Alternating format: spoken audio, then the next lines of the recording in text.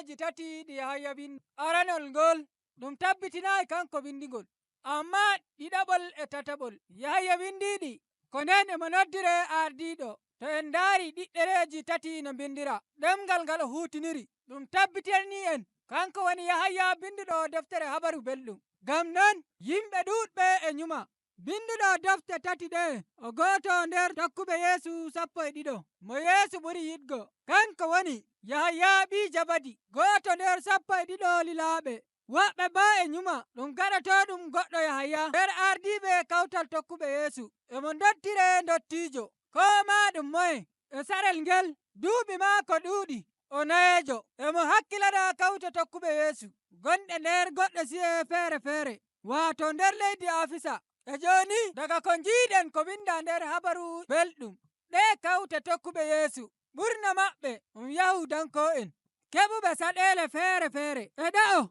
en yi'ai Yahaya e sembiɗina ɓe nder bindol maako. E woodi to o wi'i yimɓe ɓe ɓe njemri, woɓɓe maɓɓe ma eɓe ngoodi seko manga dow Yeesu, ko kanko woni kisnowo, ko kanko woni ɓiɗɗo Allah. Eɓe uddo ɓen ɗon woduɓe kammude dow Yeesu. Goonga ɗum woni e ɗerewol ɗiɗaɓol e tataɓol Yahaya windi dow saɗɗum ɗum ɓe ngoodi. Bindol maako ɗiɗaɓol emo fooda hakkilo kawtal tokkuɓe Yeesu. E woodi woɓɓe maɓɓe e jedda Yeesu. Yahaya noddiri ɓe ƴoyroɓe, eɓe tokkino kawtal tokkuɓe Yeesu, eɓe njiri ɗum jaɓaɓe, ɗum wallaɓe. Amma Yahaya wi kawtal tokkuɓe Yeesu to ɓe ngokka ɓe bindol maako tataɓol, emo siftorana ɓe dow kawtal gongal ngal tokkuɓe Yeesu. E woodi goɗɗo bi'eteɗo Gayus, dottijo o torakemo, o jaɓɓo kuwanoɓe kawtal tokkuɓe Yeesu e goonga, ngam ɗum newata ɓe jottoto to o woni, ngam o wiɓe ɓe jippo e maako, ngam kanko woni ardiɗo kawtal tokkuɓe Yeesu. E ɗon Tiyatiros bo e woodi jikku hangare, emo wanya ko moye, o yiɗa o hawta hoore e Yahaya ardiɗo. Ngam non ɗerewol nga'ol e ngol holla en saɗɗum ɗum Yahaya fiidata nder kawte tokkuɓe Yeesu. Ɗerewol Yahaya arandewol ngol meti dow majum saɗɗum ɗum ɗum waddani kawte tokkuɓe Yeesu. Dottijo o tabbitinani hooliɓe Yeesu kanko woni kisnowo mo Allah liloyi to maɓɓe, kanko woni goonga. To en ndaari ɗum boɗɗum ɗum wallay en ngam anditen saɗɗum ɗum deftere Yahaya arandere maagi. Bindol maako warayi bana wasikawol, amma ngol bindirama e jimi e siri wa'ajinki ngam kawte tokkuɓe Yeesu. Yahaya wi'i wona emo metana ɓikkon keccon, e goonga dow ko o metata ɗum. Bindol Yahaya arandewol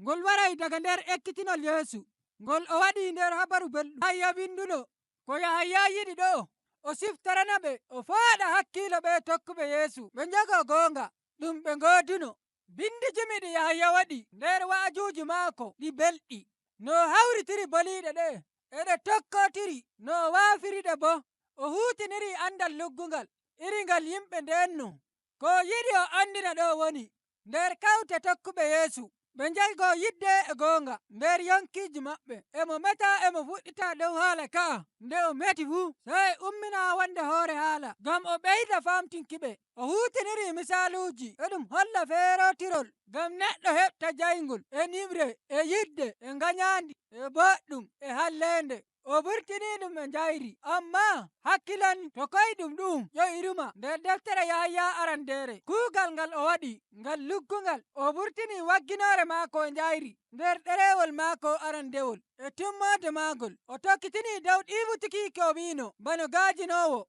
o tokki laabi feere feere ngam o wurtina haala maako e njayri. Amma e ɗo sai o bangini goɗɗe geɓe ɗiɗi mawɗe, ko nde yeɓre e woodi no ekkitinirte, kanjum woni ekkitinol maako. A heɓtiray ɗum e meymeytaaki ko wino, emo artira Allah nden o wi'a jayngol, nden o meta dow no yidde Allah wa'i. Ekkitinol ngo'ol e ngol ɗon nder jeɓe ɗen fuu ɗiɗi emo filo emo filtoyo dow haala maako. E ɗo o hocci goɗɗi laabi ngam o wurtina ekkitinol ngol habaru belɗum ngol Yahaya winduno to njayri ngam o heɓta. Emo hocca ayaje daga nder deftere fuɗɗode suurawol go'o e nder deftere baldi suurawol 13 Yahaya e wi'a wolde yonki gondude e Allah daga fuɗɗode e Yahaya wolde Allah ko o wi'ata woni e wolde nden e nyaako on e ɓiɗɗo on gadduɗo yonki nder duniyaaru ngam ko mo jiiɗo to heɓti o nana ɓiɗɗo on noddaango maako to huutiniri enen ko Yahaya wi'ata ɗo woni kanko e hoore maako hawti e lilaaɓe yiiɓe Yeesu yitere e yitere ngam non e jooni ta nani enen emin ngoodi lilal ngam maaɗa tokkuɓe ɓe woni ɓen ɗon tokkuɓe Yeesu to lilaaɓe ɓe ngaajini wolde yonki to woɓɓe yimɓe ɓe maa sey ɗum hawtaɓe nder kawtal sumpo tokkuɓe Yeesu e nyaako e ɓiɗɗo wolde sumpo e ɗo e nder helinankoore e ɗum wi'e kononiya maana maajum woni senduki ko hawtuki hoore to yimɓe nani lilal dow Yeesu ngal lilaaɓe ngaddi lilal ngal sey waddaɓe nder sumpo goonga o e Yeesu e hoore maako ɓe kawta hoore e Allah gooduɗo yidde e yonki ɗum a yi'ay ɗum yaarete haa nder yeɓre ɗiɗaɓre ekkitinol ngol woni Allah o jayngol waaji ɗum lilaaɓe ngaɗata Allah bangini hoore maako to laawol Yeesu e jayngol ngam non to yimɓe njiɗi kawta hoore e Allah to laawol Yeesu doole ɓe njogoo laawol jayngol ɓe tokkangol ɗuɗɗum boɗɗum ko ɗum nufi e Yahaya ɗum tokka ekkitinol Yeesu ay ɗum no saɗɗum ta tampi mayde Yeesu no lootante hakkeji maɗa ɗon ma kadi to ɗum noddirima ɗowtaare dow ekkitinol Yeesu nder kongol e ekkitinol maako Yahaya e siftorana kawte tokkuɓe Yeesu dooka maako kesum ɗum o hokki tokkuɓe mo nyalde ɓe nyaamayno kirtaari sakkinki ɓe kollindira enɗam ɓe jogotiro waɗuki noon kanjum hollata ɓe njaha nder jayngol toni Allah kanko woni jayngol emo yaynano en nder Yeesu ɗum holli duniyaaru ndu kañum woni niwre nyalde goo ndu ƴaɓɓoto e ɗum holla enen ɓiɓɓe Allah eɗen on nder jaalorgal dow hakke e hallende e mayde e baawde duniyaaru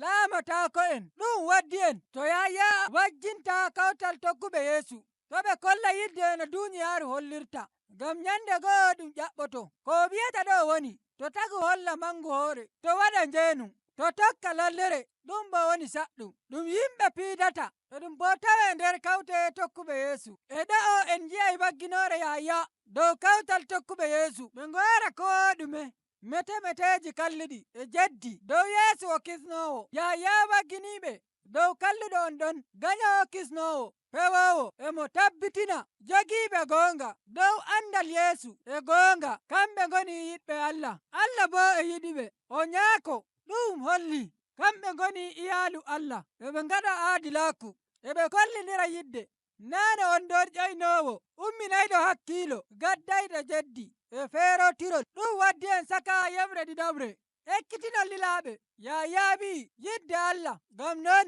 ɓiɓɓe Allah kolla yidde ɓe ala ngañaani to ɓe ngaña bano Kayinu no njiiɗen nder deftere fuɗɗode e nder suurawol 4 Yahaya wi'i ngañaani de woodi waddi war hoore o wari sakiike maako amma e tokkuɓe Yeesu yidde woni tagu hokkitira hoore muɗum o hokka yonki maako bano sakkiri ngam woɓɓe non no Yeesu waɗi to ɓiɓɓe Allah yidde nden no wayla jikkuuji maɓɓe Yahaya ɓeydi bagginkiɓe ɓe goɗɗito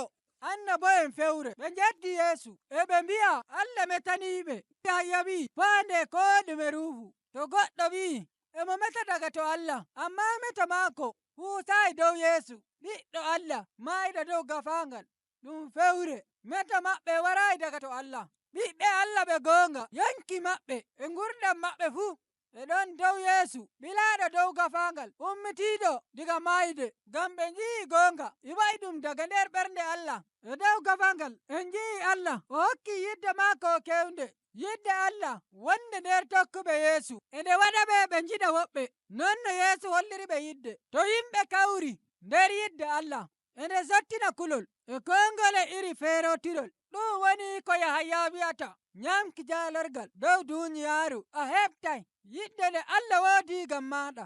ɗum kayɗini ɗum ko nde an no gooduɗo hakke e ko iri ɗamen tampendam amma yidde nde maɓɓitanima laawol ngam nattuki nder yonki yidde nde e nde heɓre laawol hoolaaki Yeesu ɓilaaɗo dow gafaangal e nde hoolaare dow ko Yeesu waɗi ɗum woɓɓe meti e laawol ruuhu maako e hoolaako ekkitinol maako ngol lilaaɓe ngaɗi dow Yeesu to yidde Allah heeɓima e ɗum wadda yonki kira'ata wato joɗodaki e Allah jonnde har abada nder yidde e yonki ɗum fuɗɗi bo daga joni ɗum nyamra yeeso har abada ɗum hollay en no Yahaya timminiri ekkitinol maako o wi'i en andi ɓiɗɗo Allah o wari ngam non en andi moye kooliɗen en goodi on ɗon gooduɗo goonga nden ɓiɗɗo maako Yeesu kisnowo ɗum woni goonga Allah e yonki kira'ata Yahaya o wanda komi dow gunkiiji sai Yeesu tan nde kanko e woɓɓe lilaaɓe ɓe kawri e Yeesu ɓe pamti boɗɗum dow Allah jiɗɗo en yidde luggunde o suɓi en ngam to kalken oda enen en tampuɓe ɗum kaydiniɗum ɗum Allah waɗi Yahaya timminiri bolinde maako emo noddira en goɗɗitoɗen ko iri ngele Allahyel ngam goɗɗitoɗen ko iri ngole pondol ko tabbitinta ɗum kaydiniɗum woni en tagirama nandi Allah anduki Yeesu woni anduki Allah taguɗo kokkuɗo yonki e yidde ngam ko moye Yahaya o wi Allah o go'oto gongajo ɗum woni ko ɗerewol Yahaya ekkitini